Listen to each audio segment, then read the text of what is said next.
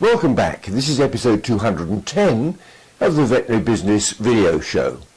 In this episode we'll see why you should take on a new responsibility when you achieve success in practice, and we'll hear why vet nurses and technicians might be running away.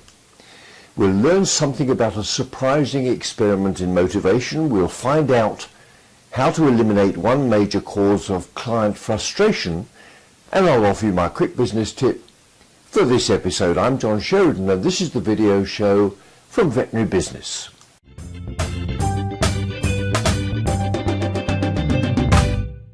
Years ago, when I was still a real vet working as a clinician in a small animal practice, I began to realize that every now and then I needed a new initiative to give my enthusiasm a kickstart. For every enterprise there seemed to be a slow build-up, then a healthy growth, and then the graph falls back to a plateau before gently declining. So it is with careers. It certainly was for mine. And the kickstarts I gave myself included an interest in cardiology in the dog, then practice management, and then veterinary politics, and so on. Here's a clip in which Joel Parker suggests that when you achieve success in your practice career, it may be time for you to help mentor others in achieving their own success.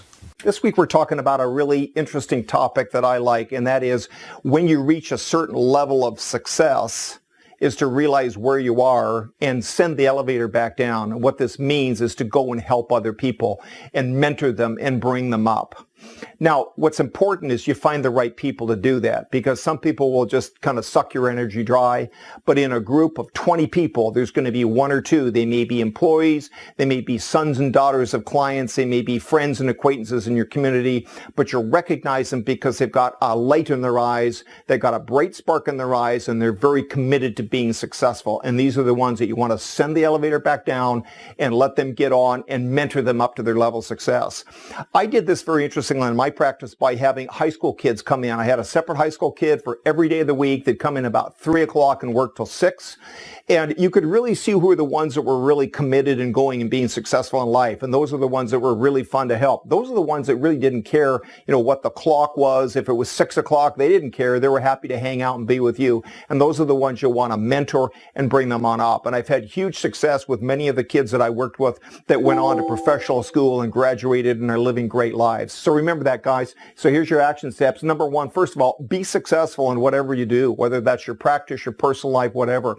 Be a good leader, be a good example of success, of running a great ethical business that really helps people. So be successful. Look for the bright sparks of the kids that come in, the next generation that you can go and you can mentor on up. And what I really love about working at the universities now and working with graduating classes and so forth is bumping into these bright sparks that have got, a light in their eyes, and they're very, very interested in being successful. That's what you're looking for. And then finally send the elevator back down and mentor on up and do whatever it is. And it may just be hanging around with you and maybe giving them some guidance. Now let's see who's on the video show soapbox.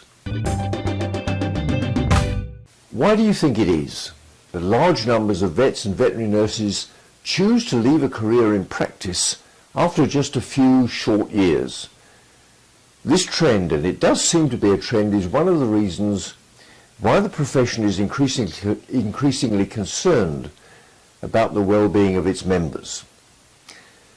For me, two of the most important pillars for a meaningful life are belonging to my family, to my community, and to my profession, and having a sense of purpose. Here's a clip in which Danielle Russ discusses some of the key features of employment in veterinary practice, which will provide those pillars for vet technicians and other employees with the incentive they're looking for in their professional careers.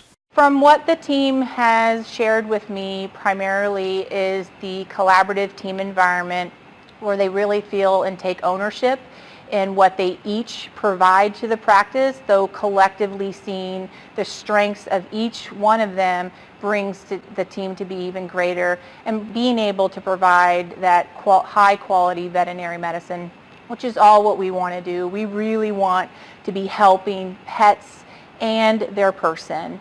And when we can do that as a team, that's when it's most rewarding, and recognizing that it's not all about one person, but actually all of us. I think it's really a breakdown in communication ultimately leads to a team member leaving a veterinary hospital. When they don't feel that they have that open door policy to primarily the management and or the ownership, or they have either correctly or incorrectly felt that they have a difference of philosophy. Oftentimes that means assumptions have been made, again, because they don't actually feel safe in sharing their feelings directly with the people that actually do have the power to make changes within their hospital.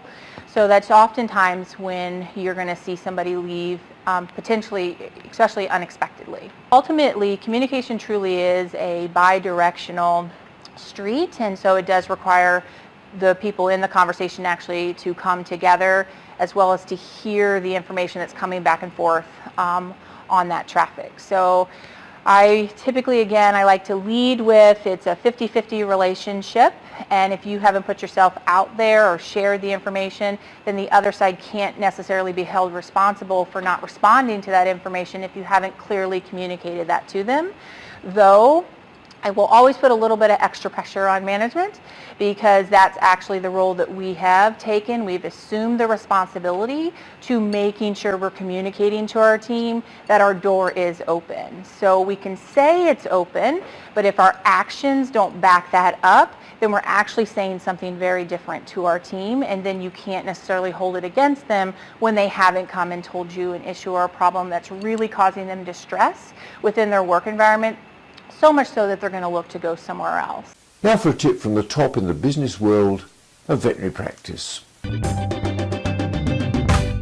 The tip from the top for this episode is from Dan Pink, a prolific author and speaker with a particular interest in purpose and motivation.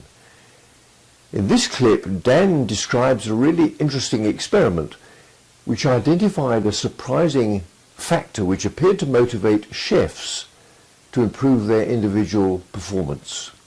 Today I want to tell you about a fascinating study that yields a very specific practical thing you can do in your own life at work or at home.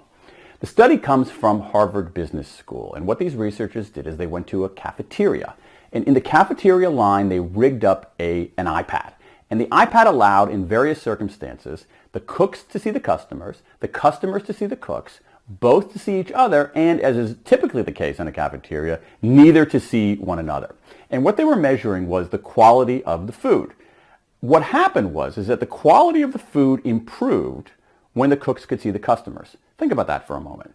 The quality of the food improved when the cooks, who ordinarily can't see the customers, were actually able to see the people who were eating the food that they were making. What's the lesson here? I think the lesson here is another example of purpose as a motivator, but this one has a bit of a twist. When we think of purpose as a motivator, we often think of big, transcendent purpose, solving the climate crisis and big things like that.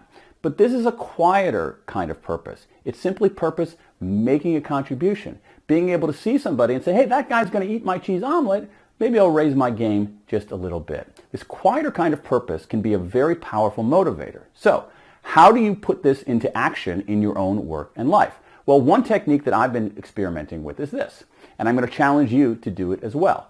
This week, have 2 fewer conversations about how and 2 more about why. What you'll notice straight out of the gate is that you have a lot of how conversations, more than you realize. So just twice, turn that how conversation into a why conversation. I think you'll see an uptick in performance in others. You can also use it with yourself. If you're struggling with a project, as I often find myself doing, instead of saying to myself, how can I finish this chapter? How can I get these pieces to fit together? Twice take a step back and say, well, why am I writing this chapter? Why are these pieces important in the totality of the arguments that I'm trying to make? It's a great technique built on the research. This week, Pinkcast viewers, here's your challenge. 2 fewer conversations about how, 2 more about why. Now for my quick business tip for this episode. Over the last few months, I've begun to realize why a reception area in the local medical centre and hospital is called a waiting room. Nothing is more frustrating than sitting patiently waiting to be seen well after the allotted appointment time with no available information about why the delay or how much longer you can expect to wait. Here's a clip in which Monica Dixon-Perry suggests one way that you could eliminate this frustration for your clients. Hi, I'm going to be speaking to you all today about client wait times. Is that an issue at your practice? Oftentimes when we are working with clients as consultants of VMC Incorporated, this is one of the #1 complaints that we're hearing. Flow and efficiency, practice is not running like a well-oiled machine. And ultimately what we first look at is how you schedule appointments. And oftentimes we find that practices are scheduling appointments regardless of what it is for the exact same time. And as we know, a check ear appointment is going to not need as much time as, say, maybe a pet that's lethargic. So what we've incorporated into our recommendations is what is called 10-minute flex scheduling. What we're trying to do here is make sure that the doctors, the team, have enough time. We don't want them to have too much time, not enough, but the appropriate or adequate amount of time. And it's where you're just flexing your appointments, giving, a certain appointment 20 minutes if that's what they need, or if it's 30 minutes, 40 minutes. And the beauty of this is that it can be customized for each practice, because each practice runs differently based upon how many support team members a doctor may have, ultimately how those support team members are being utilized. So if you're having some issues when it comes to wait time, 10-minute flex scheduling, I think it could make a world of difference in your day-to-day operations, flow, and efficiency.